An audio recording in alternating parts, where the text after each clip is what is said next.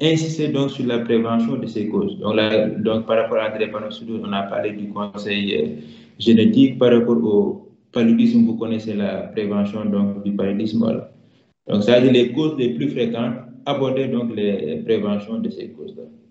Voilà. Donc, c'était les quelques éléments que j'avais par rapport à la présentation. Je pense qu'il y a quelques éléments d'enrichissement donc, et quelques éléments de recherche donc, qu'il faudra faire pour approfondir certaines parties.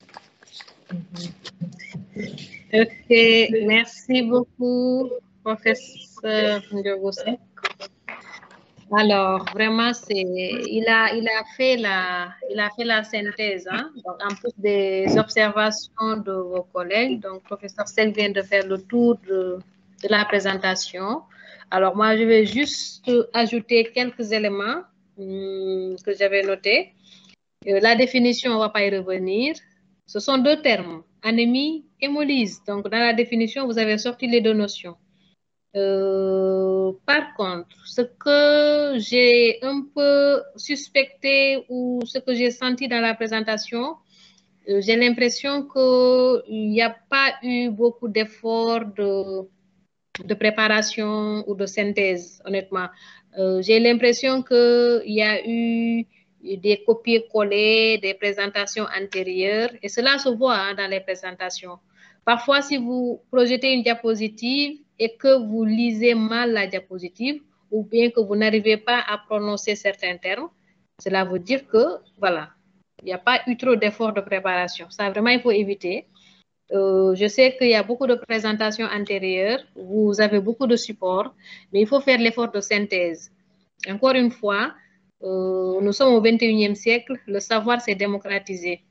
Personne ne peut plus venir vous dire, voilà comment il faut présenter une leçon, etc.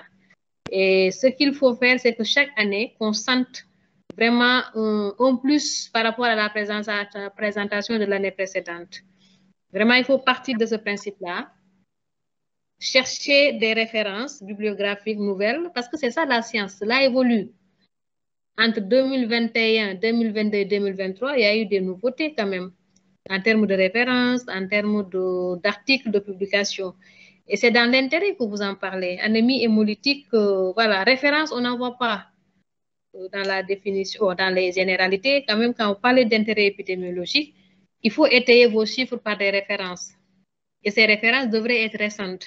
Si vous n'avez aucune référence, allez-y sur le site de l'OMS et cherchez des informations, ne serait-ce que sur le paludisme. Professeur vient de vous le dire, on ne peut pas présenter une leçon sur anémie hémolytique sans parler de paludisme dans les causes infectieuses, sans parler de drépanocytose dans les causes constitutionnelles. Voyez un peu. Donc, ce sont deux notions qui sont connues, qui ont été présentées un peu partout, vraiment qui nécessitent qu'on s'y arrête. C'était les généralités, l'intérêt.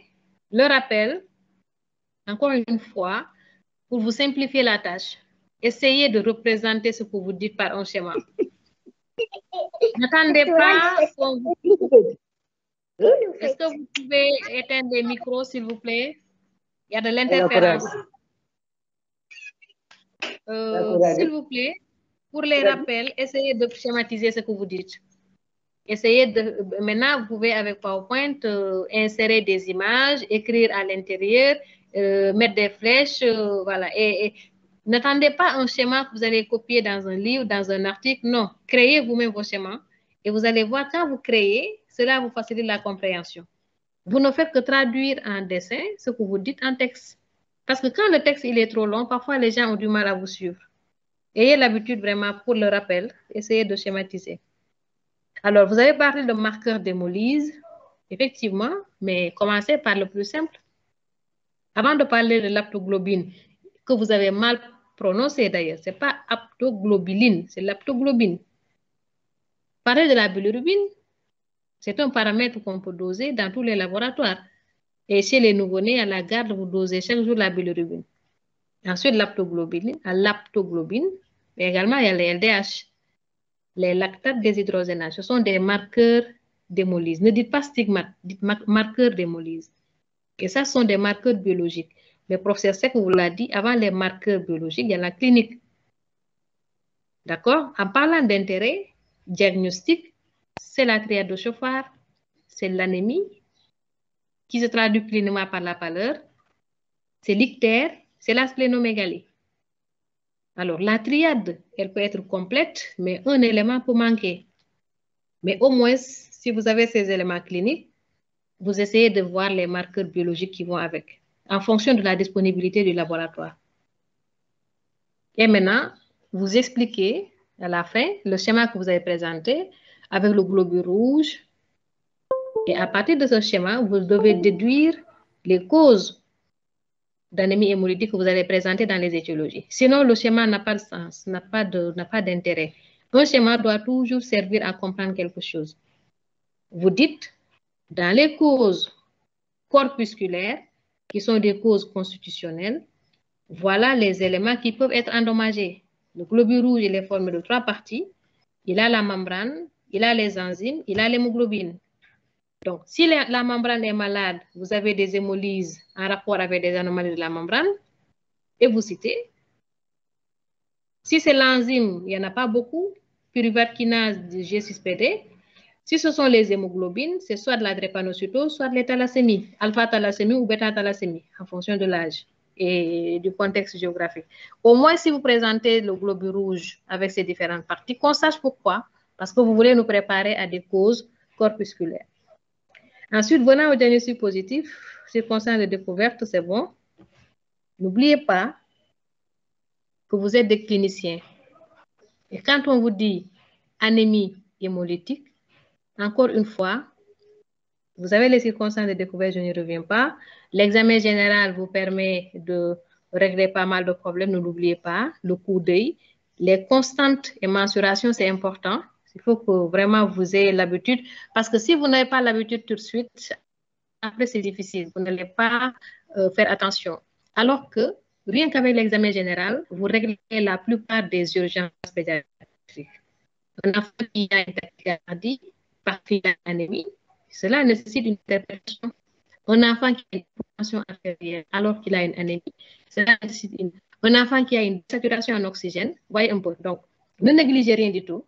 Parlez-nous de cet examen général, parlez-nous des constantes, des mensurations pour avoir une idée de l'état nutritionnel de l'enfant, les mesures anthropométriques, parce que c'est le moment.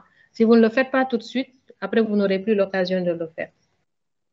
L'examen, encore une fois, c'est toujours 4 temps. C'est l'inspection, la palpation, la percussion et l'auscultation. En parlant d'anémie, vous avez la pâleur à l'inspection. C'est l'inspection qui vous permet d'identifier la pâleur. À quel niveau conférez-vous à la leçon qu'on vient de faire tout de suite? Et c'est ça l'intérêt de faire les leçons de façon chronologique. On ne va pas revenir sur la pâleur, je vous réfère à la leçon qu'on vient de faire. La palpation, elle vous permet de voir s'il y a une splénomégalie ou pas. Et là, vous êtes toujours à la recherche de votre triade de Schoffard. Pâleur, ictère, splénomégalie. Vous